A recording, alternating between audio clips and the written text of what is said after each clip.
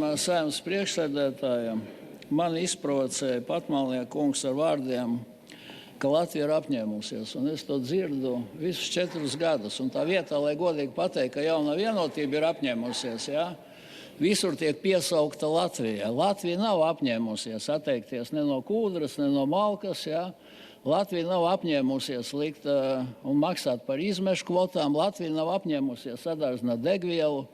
Latvija ir apņēmusies 20. gadā izstrādāt satversmi, kuru pieņēma 22. gadā un ierakstīja, ka valsts aizsargā privātīpašumu. Tur nav ierakstīts, ka valsts neaizsargā privātīpašumu un ka to, kādas teritorijas ir aizsargājams, 90% mums nolem Briselē. To noteiks privātīpašnieki, kā tas ir Somijā un citās valstīs. Ja?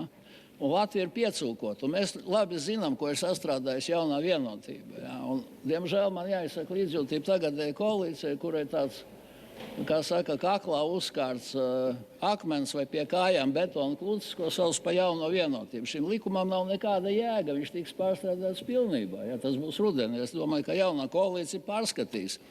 Un es piekrītu arī daļai tam, ko teica bijušais zemkopības ministrs, bet es domāju, runājot arī ar īpašniekiem un saimniekiem, ka apmēram pusi ir safantazēti šie liegumi Latvijā. Ja? Un netērēsim laiku, ja palasot kādu smurgus tur raksta, kā mēs tagad purvu sakal laistīsim ar ūdeni vai atjaunosim, ja, un melorāciju likvidēsim un tā tālāk.